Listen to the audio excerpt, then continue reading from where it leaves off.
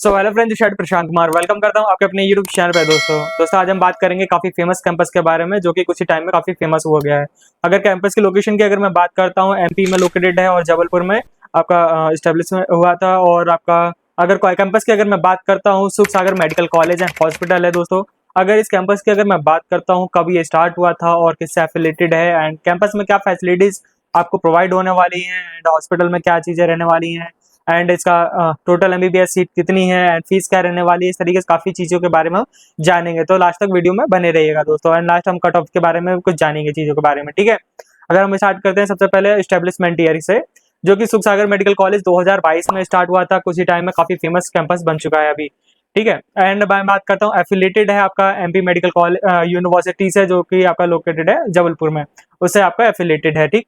रेगुनाइजेशन की अगर मैं बात करता हूँ, एनएमसी से आपका रेगुनाइज है ये कॉलेज आपका। एंड लोकेशन आपको मैंने ऑलरेडी बताई दी है, जबलपुर में लोकेटेड है आपका।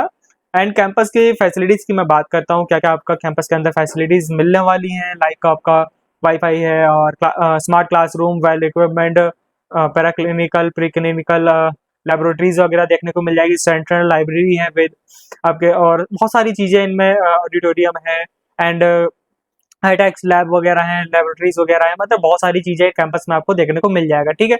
एंड हॉस्पिटल की अगर मैं बात करता हूँ, उसमें आपको काफ़ी अच्छी खासी ओपीडीज के अंदर कैंपस के अंदर देखने को मिल जाती है। एंड आईपीडी और 24/7 इमरजेंसी आईसीयू एंड आईसीयू पीसीयूज वगैरह सारी चीज़ें कैंपस में अवेलेबल है। मॉडर्न इक्विपमेंट्स वगैरह, मशीन्स वगैरह सारी हैं इन बिल्डिंग हॉस्पिटल के अंदर, जिसमें जो भी आपके टाइम में जो सीखने वाले हो आप स्टूडेंट वगैरह, जितने भी मेडिकल इक्विपमेंट है वो सारे इन कैंपस में अवेलेबल हैं। एमबीबीएस सीट इंटेक की 150 इसमें सीट इंटेक है टोटल। इसमें आपका स्टेट मतलब और मैनेजमेंट सीट और एनआरआई सीट तीनों ही अवेलेबल है इन कैंपस में। एंड अगर कोर्स ड्यूरेशन की अगर मैं बात करता हूँ, 4.5 साल का आपका कोर्स रहने वाला है, 1 ईयर आपकी इंटर्नशिप रहने वाली है, ठीक है। उसके बाद एलिजिबिलिटी क्राइटेरिया की अगर मैं बात करता हूँ, 17 आपकी एज होनी चाहिए, सॉरी 18 आपकी एज होनी चाहिए। वही आपका 17 दिसंबर आपका 31 रहता है, तो उसका अकॉर्डिंग आपका 18 रहता है, ठीक है।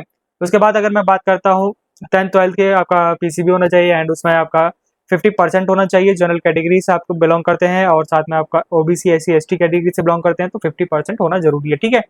उसके बाद आपके मैं बात कर लेता हूँ फीस की। फीस आपकी करीबन स्टेट और मैनेजमेंट की करीबन 11,34,000 कुछ ऐसे रहने वाली है समथिंग आपकी। अगर एनआरआई सीट पर अगर जाते हो तो आपका समथिंग 37,80,000 के करीबन रहने वाला है। तो ये आपकी फीस वगैरह रहने वाली इस तरीके की आपकी। अगर प्रॉपर वैसे फीस समझनी है किस तरीके से आपका मिसलिनियस चार्ज जाएगा, क्या सिक्योरिटी चार्जेस वगैरह जाएगा, एंड प्रॉपर वैसे फीस समझना चाहते हो कितना 4.5 साल का क्या रहेगा, इंक्रीमेंट क्या लगने वाला है, तो इस चीज़ों के बारे में प्रॉपर वैसे समझने के लिए स्क्रीन पर दिया नंबर पर हमें कनेक्ट कर सकें और जिससे कि हम आपको प्रॉपर वैसे गाइड कर सकें कॉलेज से रिलेटेड एंड फीस से रिलेटेड एंड सारी चीज़ों से रिलेटेड, ठीक है। अगर हम बात कर लेते हैं आप कट ऑफ की, देखिए इंपॉर्टेंट पॉइंट मैंने बताया था आपका कट ऑफ वगैरह। इसका कट ऑफ भी मैं अप्रॉक्सीमेटली मैं बता रहा हूँ क्या मार्क्स गया था लास्ट ईयर। जनरल कैटेगरी का 50 के प्लस गया था इसका cut off, and OBC category का भी समथिंग 550 करीबन गया था। एंड ओबीसी और क्या कहते हैं एससी एसटी कैटेगरी वालों का 450 करीबन गया था, ठीक है। तो इस तरीके से कट ऑफ गया था इसका। तो अगर आप एडमिशन लेना चाहते हो, प्रॉपर समझना चाहते हो क्या इस बार की रैंक जाने वाली, क्या कट ऑफ गई थी एंड बहुत सारी चीज़ें हैं, अगर कॉलेज से रिलेटेड जानना चाहते हो उसके स्क्रीन पर दिए हुए नंबर पर हमें कनेक्ट कर सकते हैं आप, ठीक है। उसके बाद एडमिशन प्रोसेस वगैरह समझ लेते हैं।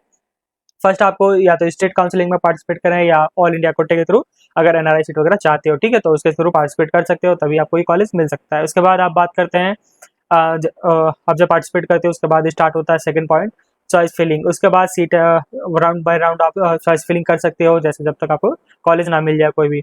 उसके बाद सीट अलॉटमेंट होता है, डॉक्यूमेंट वेरिफिकेशन होता है, फीस पेमेंट वगैरह होता है, ठीक है। तो ये सारा चीज़ें एडमिशन प्रोसेस वगैरह रहता है। उसके बाद हम बात कर लेते हैं इंपॉर्टेंट पार्ट की, डॉक्यूमेंट वगैरह की। क्या रिक्वायरमेंट रहती है आपको डॉक्यूमेंट्स वगैरह की, जैसे NEET score card, NEET admit card, 10th की मार्कशीट एंड आपका बर्थ सर्टिफिकेशन एंड एक पासपोर्ट साइज फोटो वगैरह 8 से 10 करीबन लगेंगे आपके।